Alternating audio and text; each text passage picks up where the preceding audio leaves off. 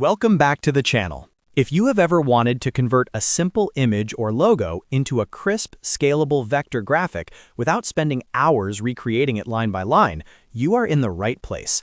Today, I am going to show you how to trace a bitmap image into VectorPaths in Inkscape.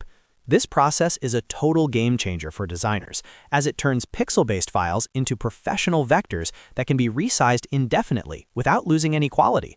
Before we dive into the technical steps, hit that like button and subscribe to the channel so you never miss a future update on mastering your design tools. Let us get started. To begin, open up Inkscape on your desktop.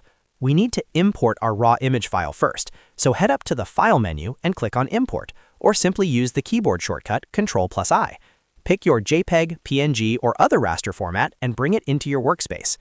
Make sure your image is selected using your selection tool, which you can activate by pressing the S key on your keyboard.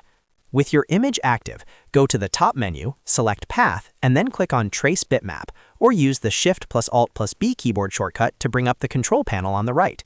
Here you will see different modes. If you are working with a high-contrast black and white logo, go with single scan using brightness cutoff. You can adjust the threshold slider to dial in how much detail is captured. If you have a colorful illustration or a photo, choose the multicolor option instead. You can then set the number of scans to determine exactly how many color layers you want the final vector to contain. Before you commit, make sure to check the box for Live Update.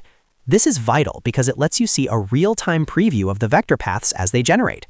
Once the preview looks exactly how you want it, click the Apply button. Inkscape will generate a new vector layer right on top of your original image. Use your selection tool to click and move that new vector aside, and you will see the original raster image left behind.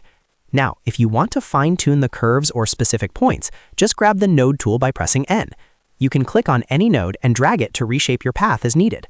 A quick tip here: if your new vector has way too many nodes and feels messy, simply select it and hit Ctrl+L to simplify the path. This will smooth everything out while keeping the overall shape intact. Finally, if you used a multicolor trace, remember that Inkscape groups all your color layers together. Just press Ctrl+Shift+G to ungroup them, and you can edit or remove each layer individually. Always remember that the final quality depends on your source image. Start with high-resolution files for the crispest results. Thanks for following along. If this video helped you conquer your vector tracing, make sure to hit that like and subscribe button for more design guides.